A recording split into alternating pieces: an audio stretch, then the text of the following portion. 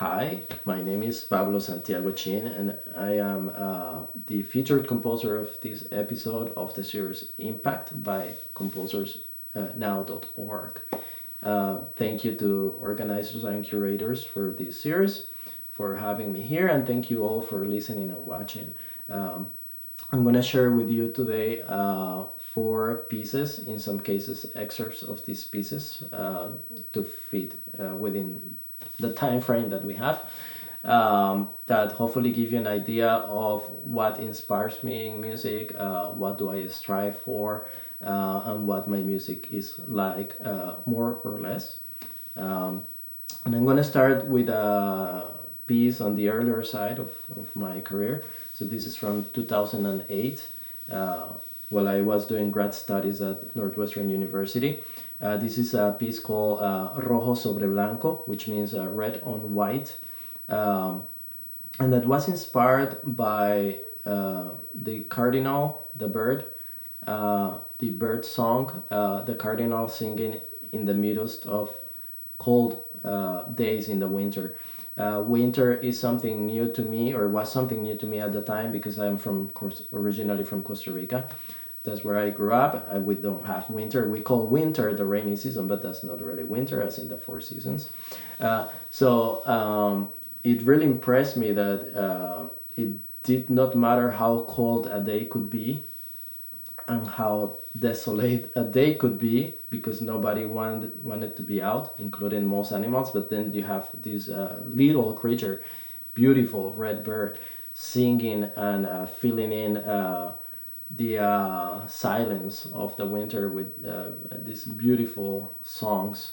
And so in my piece, the red bird, the cardinal, is symbolized by an oboe that I call a quasi-soloist instrument, because it's not fully a soloist in that it takes all the attention, but it blends in and then comes out of the ensemble textures in more lyrical ways. So it's always coming in and out, from the ensemble. But it's definitely the most lyrical of the instruments in the ensemble. In this version that we're gonna hear, you'll hear a soprano saxophone instead, and I was very happy with how this worked out. This is from 2024, and Thomas Gilles was the saxophone player in this version, with the tilted head ensemble conducted by Carl Bettendorf. I hope that you enjoy the piece, and hopefully knowing about it can make you think about the cardinal and the winter.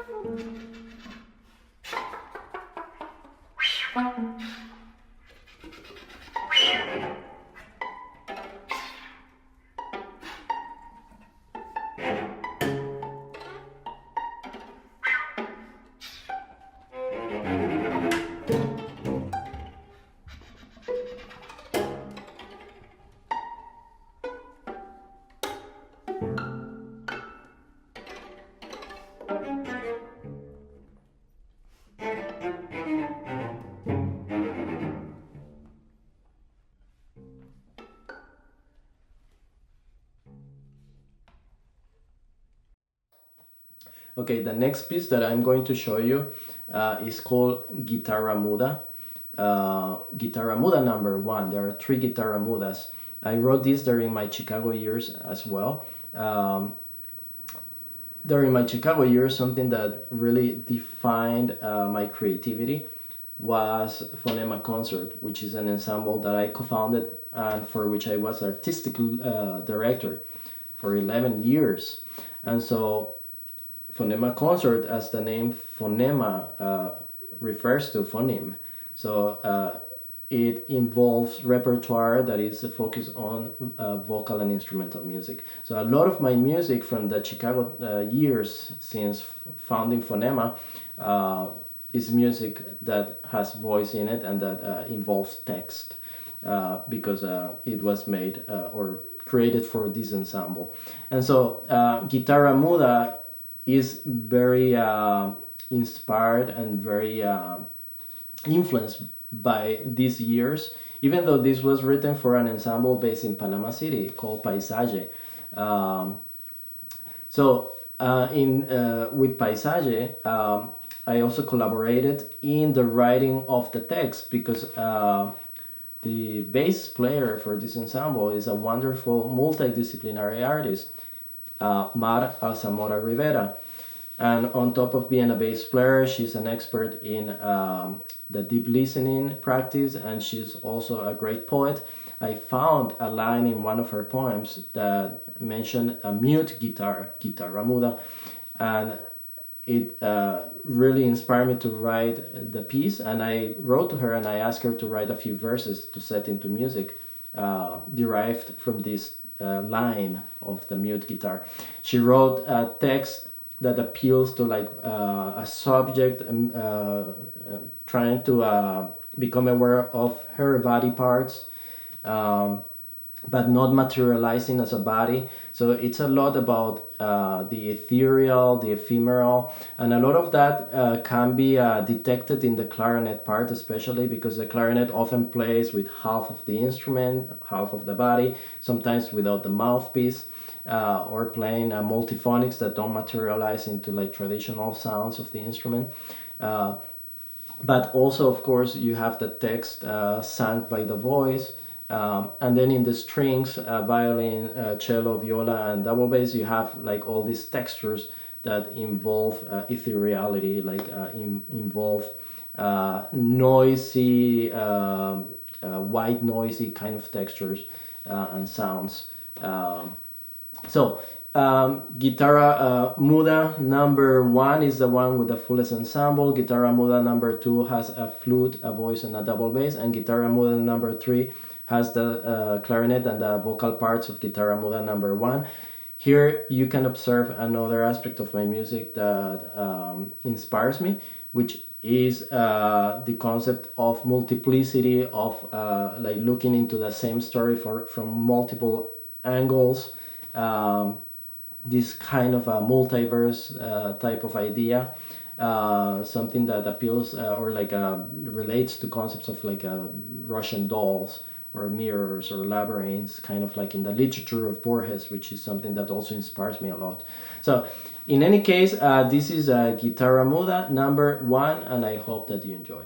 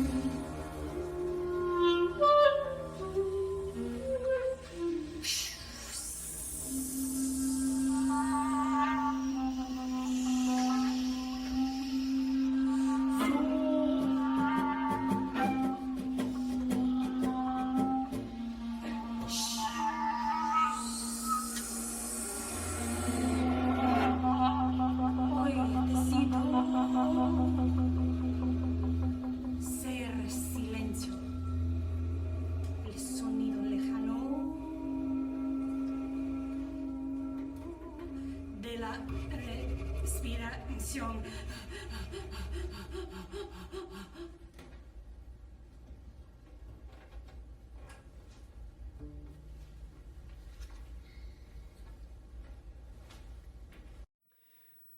Okay, so that was Guitarra Muda number 1, and the next piece that I'm going to share with you is the first movement of a triptych called Three Burials from 2015, also from my time in Chicago. And again, in 3 parts, though in this case we're talking of 3 movements of the same piece rather than 3 versions of the same piece, or like 3 interpretations of the same text. But with 3 different pieces. So 3 burials, 3 movements based on burial scenes from different movies. It was the first movement, the first movie, the first burial, the one that inspired the whole work. It's a sort of homage to Mexican composer Silvestre Revueltas that you may know, and if you don't, I encourage you to check his work because it's amazing music.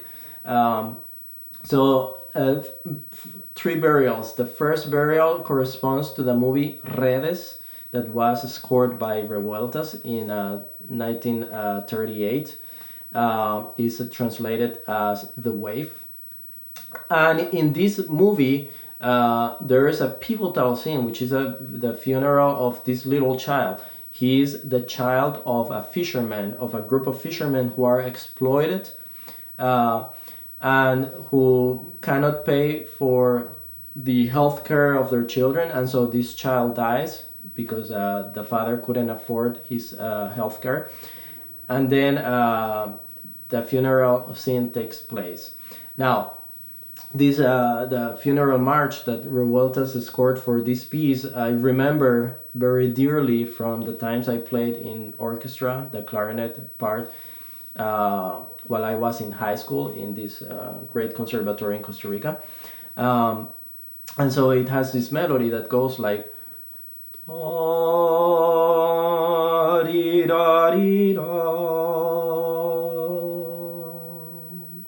and that's the first motive of that funeral march, and that's the end. That's what you'll hear the cello playing, or I'm quoting, at the end of Three Burials movement 1. So the whole movement is like a search for that motif that I carried in my memory and I cherished. The third burial we won't hear, but I want to tell you is based on a burial scene also by an earlier movie by Sergei Eisenstein from a film called Que Viva Mexico, and upon which the first burial was inspired, the one that Revueltas scored. And the middle movement is based on a dream by a character in Wild Strawberries by Ingmar Bergman, a character that's dreaming about his own death and being in a coffin carried by a carriage with horses in a very surreal scene. You're gonna see the score follower for this piece made by Insipid C5. So you can see that the flute, the solo flute, follows a part that is different, or like it does not coordinate at all times with the rest of the ensemble made of cello, double bass, piano, and guitar. So they have different scores. The ensemble follows a conductor while the flute goes on her own. This is played by Dalia Chin, who is my sister, and she's also a flutist of Phonema Concert. And musicians from the Daliente Ensemble, and also conducted by David Kubek. I hope that you enjoy Three Burials movement number 1.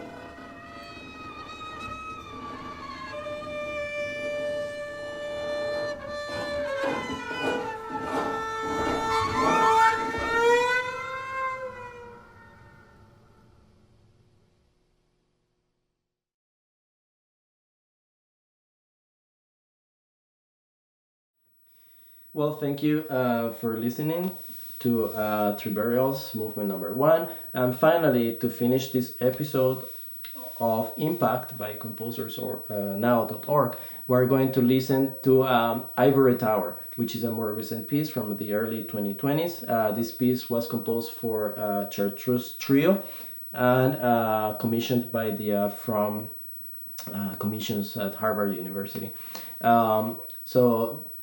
This piece, similarly to Triburials, is a homage to a Latin American composer, in this case a living composer, Messias Maihuashka from Ecuador, but who lives in Freiburg, who has taught in Freiburg for many, many years, and who was assistant to like Stockhausen, and who has created a lot of amazing work over there. The piece that I that inspired the piece by Maihuashka that inspired Ivory Tower is called Por el Yasuni. And Por el Yasuni was a response to a referendum to street protests of a project to drill oil under the Yasuni National Park in Ecuador. So what Messias did is that he took field recordings from these protests and from the referendum. He used a vocoder system and a violin and a cello to then trigger these recordings throughout the performance, so that the field recordings and the string instruments blend very well. And so what I did in my piece is that I took the recording of Messias' piece that also triggered the recordings of the street protests, and I triggered that recording of the performance of his piece using also a vocoder system. But in this case, just adding a viola to the violin and the cello, and also putting it in conversation with field recordings of the protests at Standing Rock, also in the 2010s, when oil companies wanted to pass pipelines underneath sacred land from the Lakota people. And so a lot of native people groups from around the world came together to Standing Rock in solidarity with the Lakota people, and that was a very inspiring moment during our recent history. And so, why Ivory Tower? Ivory Tower is a line in Messias' program note that refers to the impotence and the frustration of the artist who lives in this ivory tower, right? Like in our studio where we compose our music. And yet here we are, right? Like protesting against like social struggles, but unable to really change them. You may believe that art eventually influences the hearts and souls of people to change real social struggles, but is not an immediate change, and that's very frustrating. So in any case, that's why the piece is called Ivory Tower.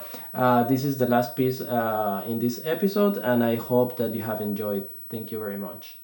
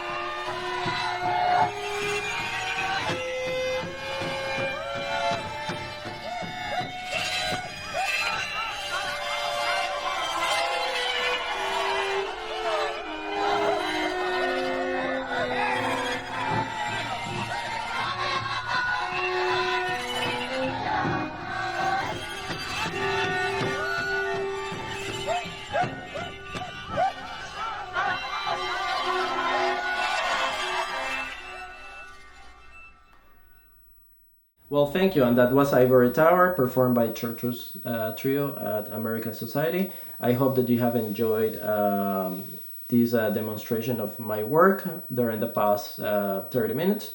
And please keep checking out the Impact series. Thanks once again for having me with you.